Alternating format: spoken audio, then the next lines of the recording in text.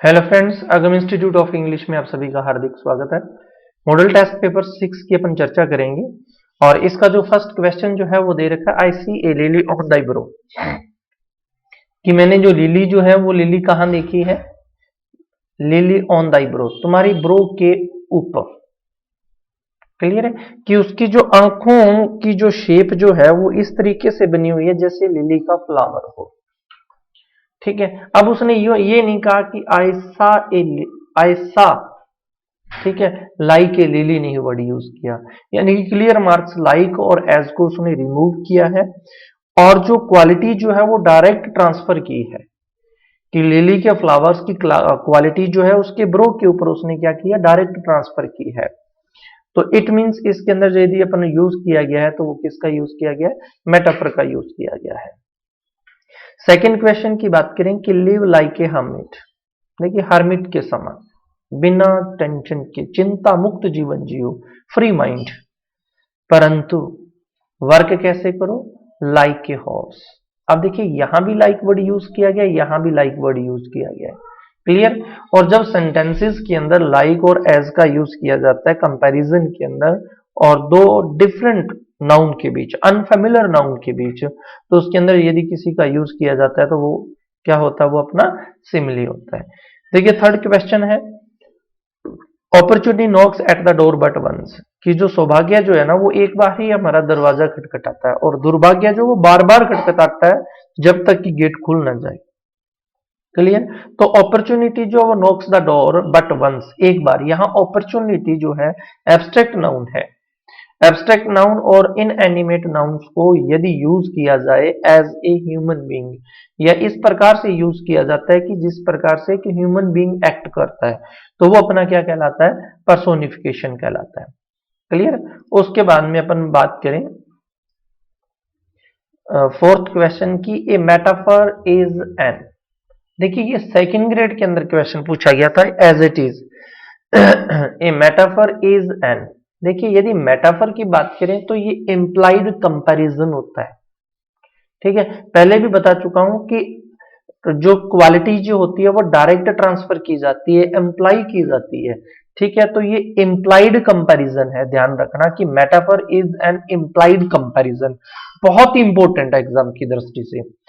अब उसके बाद में नेक्स्ट अपन बात करें फिफ्थ क्वेश्चन की, he is good swimmer, he dash swim across this lake. अब देखिए यदि यहां कैन होता मॉडल, मे के स्थान पर कैन होता तो आप कैन भी यूज कर सकते थे, बिल्कुल सही था, नो डाउट कि he is a good swimmer, he can swim across this lake. और यहां उसने ही dash swim across this lake के साथ उसने एक सेंटेंस दे दिया, एक आर्ग्यूमेंट दे दिया, एक उसने कंडीशन दे दी, है ना। ये मैं मॉडल के अंदर मैंने बताया था कि जो पॉसिबिलिटीज होती है, तो ऐसी पॉसिबिलिटी जो कभी भी कहीं भी घटित हो सकती है, जिसे अपने थ्योरेटिकल कहते हैं। क्लियर है। और थ्योरेटिकल का हर एग्जाम के अंदर क्वेश्चन आता ही आता है, आदमी मर सकता है, आदमी गलती कर सकता है ना। तो एक्सीडेंट हो सकता है, पंखा गिर सकता है, दीवार गिर सकती है, ये सारे के सारे थ्योरेटिकल है, कभी भी पॉसिबल है भाई, बता के थोड़ी होगा एक्सीडेंट। तो वहां हमेशा जो है वो कैन का यूज किया जाता है। और यदि कंडीशन के साथ किसी न किसी प्रकार का कोई रीजन दे दिया जाए या कोई कंडीशन दे दी जाए, तो इस कंडीशन में हमेशा जो है वो मॉडल कैन का यूज किया जाता है। जैसे अपने कहें कि एक शराब पिया हुआ व्यक्ति जो गाड़ी चला रहा है, एक्सीडेंट हो सकता है। देखिए एक्सीडेंट हो सकता है, इसके पीछे रीजन दे रहे हो, आपकी गाड़ी जो चलाने वाला जो ड्राइवर है उसने पी रखी है, इट मीन्स यहां जो मॉडल यूज होगा वो कैन सॉरी में यूज होगा। क्लियर है। दीवार में दरार है, दीवार गिर सकती है। क्लियर। अब ये दीवार गिर सकती है, ठीक है, कैन हो सकता है, लेकिन दरार है, रीजन दे रहा है, इट मींस इस सिचुएशन में हम यहां मॉडल जो यूज करेंगे वो किसका करेंगे, मे का करेंगे। और यदि यहां कैन होता तो कैन भी सही था। क्लियर। सिक्स क्वेश्चन है, इफ इट रेन्स टुमारो, कि इफ इट रेन्स टुमारो, यदि कल बरसात होती है, we dash not play the match, हम फुटबॉल नहीं खेल, हम मैच नहीं खेलेंगे। देखिए कंडीशनल सेंटेंसेस दे रखा है, और कंडीशनल सेंटेंसेस की यदि अपन बात करें तो कंडीशनल सेंटेंसेस इफ से भी स्टार्ट होते हैं, वेदर से भी स्टार्ट होते हैं। क्लियर। इफ है, वेदर है, हैड है, वर्ब की फर्स्ट फॉर्म है, ठीक है, अनलेस है और शुड है। ठीक है, ये सारी कंडीशनल सेंटेंसेस हैं और इन कंडीशनल सेंटेंसेस का वर्ब की फर्स्ट फॉर्म से, इफ से, वेदर से, अनलेस से, शुड से स्टार्ट होने पर इनके अर्थ में थोड़ा थोड़ा परिवर्तन आ जाता है, चेंजेस आ जाती है ना। तो ये कंडीशनल सेंटेंसेस है और यदि आपका कंडीशनल सेंटेंसेस इफ से स्टार्ट हो रहा है, कंडीशनल सेंटेंसेस हमारा किफ से स्टार्ट हो रहा है, इफ से स्टार्ट हो रहा है और एक तरफ वर्ब की फर्स्ट फॉर्म है तो दूसरी तरफ हमेशा विल का यूज होता है। और इफ वाले सेंटेंसेस में यदि वर्ब की सेकंड फॉर्म दी गई है या वर यूज किया गया है तो दूसरी तरफ हमेशा ही हम जो है मॉडल वुड का यूज करते हैं। क्लियर। और यदि आपके पास हैड प्लस वर्ब की थर्ड फॉर्म दी हुई है, हैड प्लस वर्ब की थर्ड फॉर्म दी गई है तो दूसरी तरफ हमेशा he would have plus verb की थर्ड फॉर्म का यूज किया जाता है, ये ध्यान रखना कंडीशनल सेंटेंसेस में। तो ये जो सेंटेंसेस है हमारा इफ से स्टार्ट हो रहा है और रेंज प्रेजेंट टेंस है यानी कि वर्ब की फर्स्ट फॉर्म दी गई है तो दूसरी तरफ हमेशा यूज किसका होगा, विल का यूज होगा। विल नहीं दे रखा तो इसलिए हम यहां जिसका यूज करेंगे वो किसका करेंगे, शैल का यूज करेंगे, क्योंकि आई और वी के साथ हमेशा शैल का यूज होता है। ठीक है, विल होता तो हम विल ही भरते। उसके बाद में अपन नेक्स्ट क्वेश्चन की बात करें। देखिए, you dash return the library books today lest you should be find. देखिए, ये पहले भी अपन चर्चा कर चुके हैं कि यदि लेस्ट वर्ड दिया गया तो लेस्ट के बाद में हमेशा शुड का यूज होता है और लेस्ट का मीन होता है ऐसा नहीं हो कि, है ना। अब देखिए, you dash return the library books. देखिए, एक बात बिल्कुल सिंपल वर्ड्स के अंदर मैं आपको बताऊं कि जो हमारी मॉरल ड्यूटी होती है, क्या होती है, मॉरल ड्यूटी। देखिए, समझने के लिए बिल्कुल सिंपल तरीका, जो मॉरल ड्यूटी जो है, मॉरल ड्यूटी के साथ हम हमेशा शुड का यूज करते हैं या फिर हम मॉरल ड्यूटी में हम किसका यूज करते हैं, शुड का यूज करते हैं या फिर हम यूज करते हैं ऑट टू का। ये मॉरल ड्यूटी है। क्लियर है।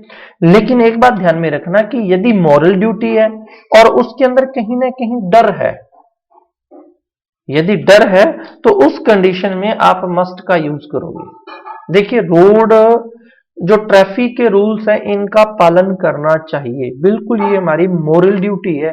ट्रैफिक के रूल्स का पालन करना चाहिए, नहीं करोगे तो क्या होगा, एक्सीडेंट का खतरा है।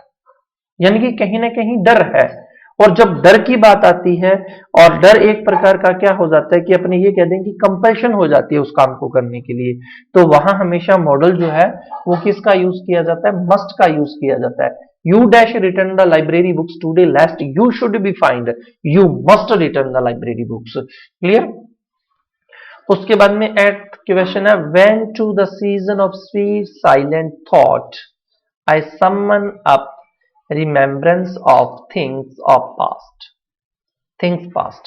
देखिए, when to the season of sweet silent, s, देखिए s, यहां भी s और यहां भी s, यानी कि कॉन्सेनेंट साउंड जो है वो रिपीट हो रहा है, कॉन्सेनेंट रिपीट हो रहा है। तो यदि कॉन्सेनेंट रिपीट होता है तो वो एग्जाम्पल किसका होता है, एलिट्रेशन का होता है। क्लियर। उसके बाद में अपन 9 नंबर क्वेश्चन की बात करें और 9 नंबर के उसने क्या कहा, क्या गया है, ड्रामेटिक आयरनी इज फाउंड। देखिए, मैंने ड्रामेटिक आयरनी भी पहले भी क्वेश्चन दिया था कि ड्रामेटिक आयरनी क्या होती है और हमें पता है कि ड्रामेटिक आयरनी एक ड्रामा की टर्म है ना। तो ये ड्रामेटिक आयरनी जो है किसमें फाउंड की जाती है, ड्रामा के अंदर फाइंड की जाती है। ठीक है। उसके बाद में the simplest and oldest form of pros fiction. देखिए, सबसे सिंपल और ओल्डेस्ट यदि प्रोज फिक्शन की बात करें तो वो स्टोरी है। ध्यान रखना इंपॉर्टेंट है क्योंकि स्टोरी हमारे सिलेबस में है। सिंपलेस्ट और oldest form of pros fiction की बात करें तो वो उसका आंसर हमेशा स्टोरी होगा। उसके बाद में कम्युनिकेटिव अप्रोच जो है वो इंफासाइज करती है लर्निंग का। Communicative approach emphasises on learning by, ठीक है, तो ध्यान रखना इमिटेशन, लैंग्वेज कोई भी हो, लैंग्वेज इमिटेशन के थ्रू ही सीखी जाती है। ठीक है, उसके बाद में 12th नंबर दे रखा है, the written aspects of language is the language of. देखिए रिटन एस्पेक्ट्स की यदि बात करें ना, तो रिटन एस्पेक्ट्स जो है वो किस चीज का लैंग्वेज है, वो जो आंसर होगा वो हमारा आइज होगा। क्या होगा? आइज, क्योंकि लिखना है तो लिखने के लिए देखिए हाथ पाम चलाने पड़ेंगे, देखना पड़ेगा, तो ऑप्शन हमारा जो हो जाएगा वो क्या हो जाएगा? आइज हो जाएगा। उसके बाद में अपन बात करें कि error produced by children with speech sound. देखिए error produced by children with speech sound is called. देखिए डिसऑर्डर की अपन बात करें, डिसलेक्सिया है, डिस्प्रेक्सिया है, डिस्केकुलिया है, ये अलग अलग प्रकार के जो है वो डिसऑर्डर्स जो हैं। ठीक है, और यदि एरर प्रोड्यूस की बात करें, कोई भी स्टूडेंट जो वो एरर प्रोड्यूस करता है, वो चाहे स्पीच में करता है चाहे वो रिटन में करता है, ठीक है, तो उसे डिसऑर्डर कहा जाता है। क्या कहा जाता है? उसे डिसऑर्डर कहा जाता है। क्लियर? फिर 14 क्वेश्चन है, evaluation is the process of. तो इवेल्यूशन जो है ये क्या? Ascertaining the quality, value of outcomes, determining the extent of the achievement of objective, comparing the outcome of instruction. तो इवेल्यूशन के अंदर इन सारी चीजों का क्या होता है? महत्व होता है, इंपॉर्टेंस होती है। उसके बाद में 15 क्वेश्चन दे रखा है, रिमेडियल टीचिंग इज। तो रिमेडियल टीचिंग जो है वो diagnosis of weakness and solution है, कि आपने क्या करना है कि स्टूडेंट की वीकनेस का डायग्नोसिस करना है, और डायग्नोसिस करने के बाद में उसका जो सॉल्यूशन किया जाता है वो क्या कहलाता है? रिमेडियल टीचिंग कहलाता है। क्लियर? कि जब तक अपन डायग्नोसिस नहीं करेंगे तब तक हम उसका सॉल्यूशन भी नहीं कर सकते। तो रिमेडियल टीचिंग के अंदर डायग्नोसिस ऑफ वीकनेस और उसके बाद में उसका क्या किया जाता है? सॉल्यूशन किया जाता है। अब देखिए उसके बाद में नेक्स्ट है, a pen is enclosure for sheep. देखिए जो पेन जो है ना, पेन का मतलब यहां बाड़ा, ठीक है, इज एनक्लोजर फॉर शिप, कि जो बाड़ा जो है ना, और बाड़े के अंदर क्या किया जाता है? जो शिप जो वगैरह है उनको क्या किया जाता है? रखा जाता है। और फिर उसने क्या कहा कि every pen can be use to write something, और प्रत्येक पेन जो है ना उसका यूज किया जाता है लिखने के लिए। अब देखिए यहां पेन और पेन दो एक ही वर्ड है, पेन तो, लेकिन ऊपर वाले सेंटेंस में पेन का मतलब बाड़ा, और नीचे वाले सेंटेंसेस के अंदर पेन का मतलब क्या है? अपना पेन हो गया।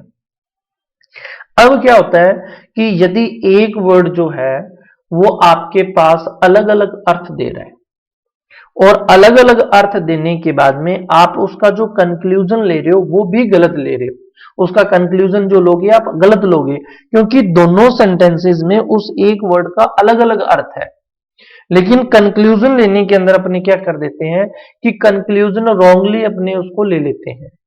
ठीक है, और इस प्रकार की जो फैलेसी जो होती है, जिसके अंदर आप एक वर्ड दो अर्थ दे और आप उसका जो अर्थ निकालोगे, कंक्लूजन निकालोगे, वो बिल्कुल गलत निकालोगे, तो वो होती है फैलेसी ऑफ इक्विवोकेशन कहलाती है वो।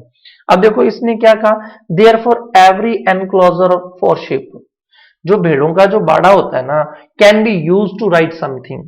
तो भेड़ों के बाड़े से आप क्या कर सकते हो? लिख सकते हो। ये तो बात गलत होगी ना, कि पेन का मतलब बाड़ा, लेकिन दूसरे पेन का मतलब क्या है? दूसरे पेन का मतलब कलम से है, पेंसिल से है।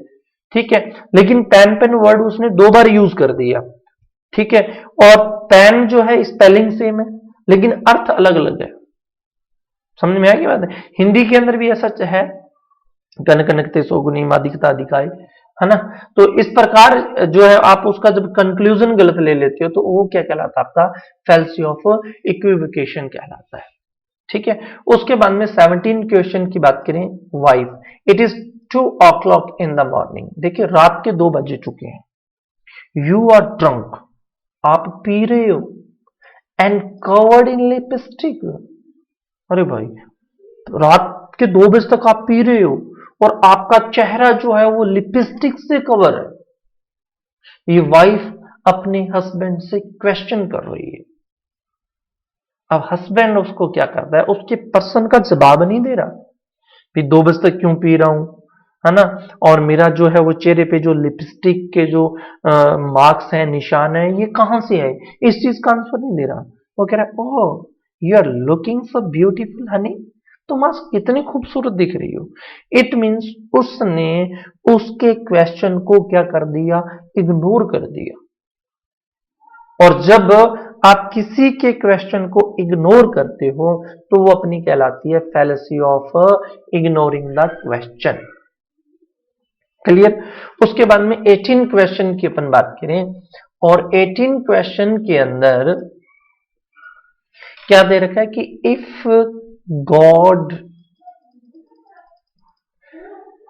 गॉड कैन डू एनीथिंग, यदि परमात्मा सब कुछ कर सकता है, जब परमात्मा सब कुछ कर सकता है, can he make a stone so heavy, तो क्यों ना, ठीक है, भी इतना बड़ा हैवी स्टोन बना दिया जाए that he can not lift it, कि वो खुद ही उसको न उठा पाए। समझ में आ रही है बात या नहीं आ रही। जब आप ये कह रहे हो कि भगवान सब कुछ कर सकता है, कि गॉड के आगे ऐसी कोई भी इम्पॉसिबिलिटी नहीं है जिसको वो न कर सके, है ना। अपने देखते ना, आदमी रातों रात में, घंटे में, मिनटों में, सेकंड्स के अंदर व्यक्ति की किस्मत जो वो पलट जाती है। If God can do anything, यदि परमात्मा सब कुछ कर सकता है तो उसे एक ऐसा हैवी पत्थर बना देना चाहिए जिसको कोई न उठा सके। तो अब ये बात पता है कैसी हुई, किसी ने पूछा कि आप क्या बनना चाहते हो, तो उसने कहा जी मैं डॉक्टर बनना चाहता हूं, और डॉक्टर बन के मैं इतनी चौड़ी चौड़ी चौड़ी चौड़ी रोड्स बनाऊंगा कि लोग कहेंगे कि वाह ये कितना सुंदर जहाज उड़ाता है।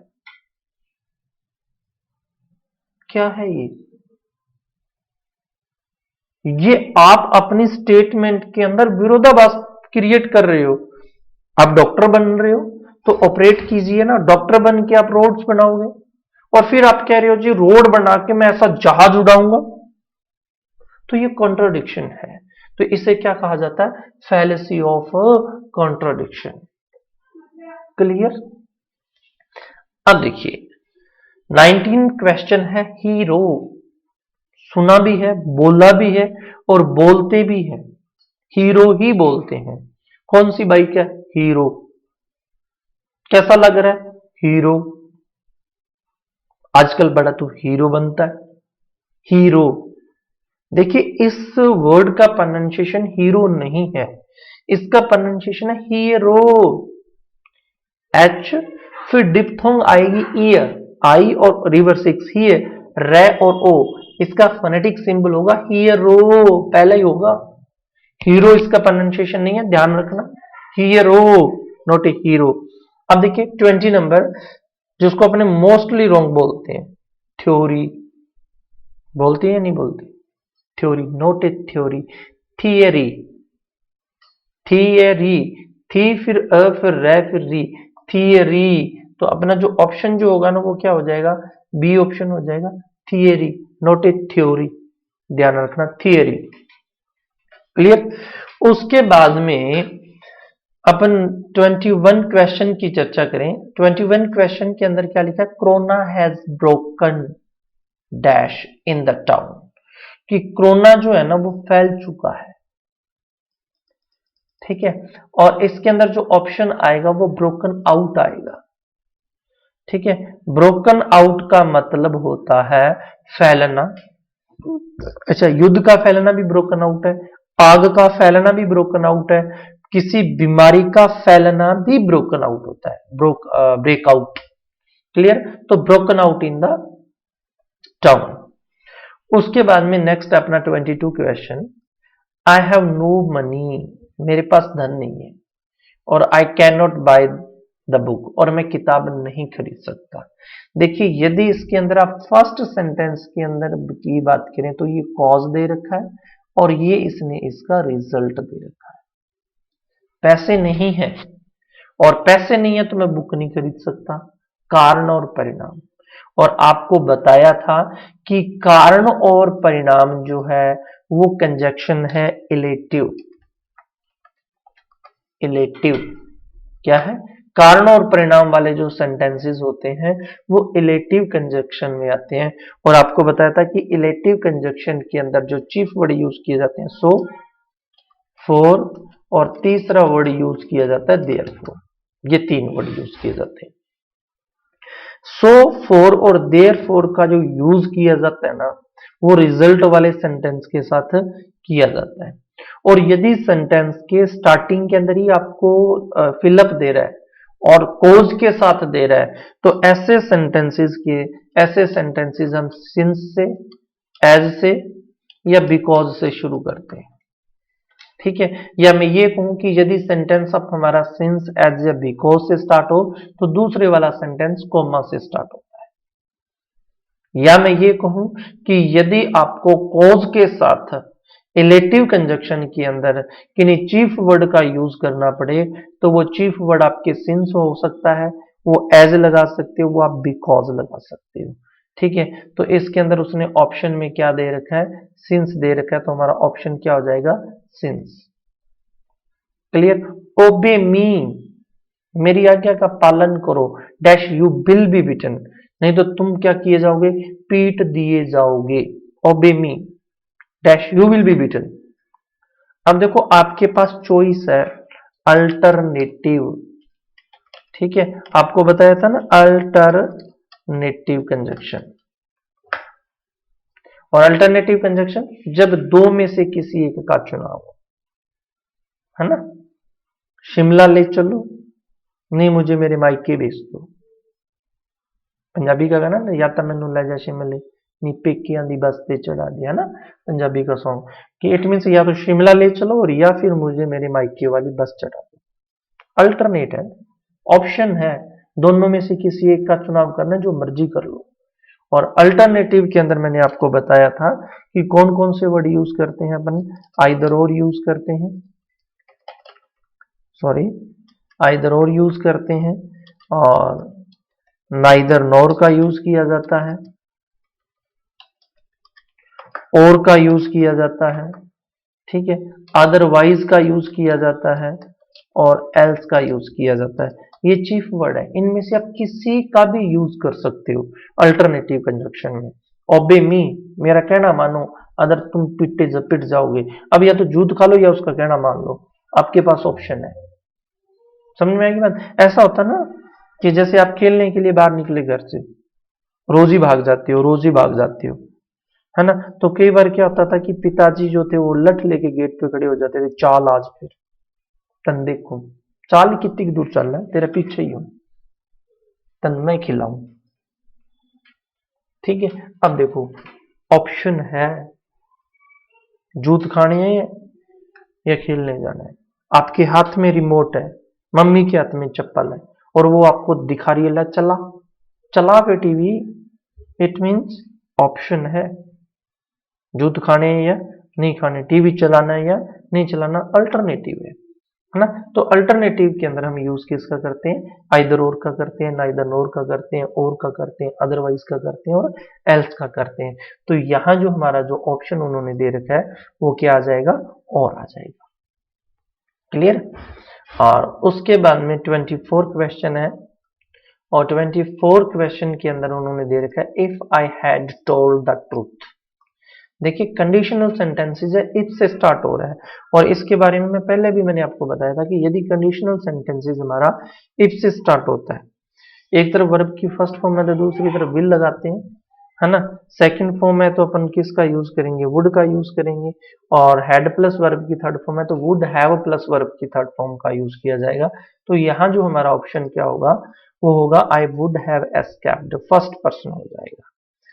ठीक है, तो आप सभी से एक ही निवेदन है कि प्लीज वीडियो को लाइक शेयर कमेंट जरूर करें। आपका किसी भी प्रकार की कोई प्रॉब्लम आ रही है किसी क्वेश्चन में, किसी कोई आपको डाउट है, तो देखिए आप कमेंट बॉक्स में जरूर डालिए और आई विल, मैं ये कैसे मैं जो है उसको सॉर्ट आउट करने का क्या करूंगा, 100% कोशिश करूंगा। ठीक है। सेकेंडली बात ये भी आपको क्लियर कर दूं, हालांकि जो भी मैटर करवा रहा हूं ये मैटर सिर्फ बुक से, जो भी हमारी जो प्रिस्क्राइब्ड बुक्स है ना, एनसीईआरटी की है, सीबीएसई की है, बीए की है ना, या यूनिवर्सिटीज की है, बीएड की जो बुक्स है उनसे ले रहा हूं, ताकि जो है हमें एग्जाम के अंदर किसी प्रकार की प्रॉब्लम ना आए, कि न तो हमें बाद में रिट लगानी पड़े, न ही हमें कोई डाउट के लिए वो करना पड़े। ठीक है। किसी भी गाइड का मैं आपको भी कहता हूं कि प्लीज किसी भी गाइड के पीछे मत पड़ना, है ना। गाइड वालों का, प्रत्येक टीचर का अपना खुद का मैटर है, उसकी अपनी खुद की सोच है, वो क्या समझता है, उसको क्या सोचता है ना। तो ऑथेंटिक नहीं होती गाइड्स वगैरह जो होती हैं। तो प्लीज आप बुक्स को कंसल्ट करें, आपके बीएड की बुक्स जो है उसको कंसल्ट करें। ठीक है, नेट पे कंसल्ट करें। फिर भी कोई प्रॉब्लम आती है तो प्लीज आप कमेंट बॉक्स में बताएं, I will help. Thank you.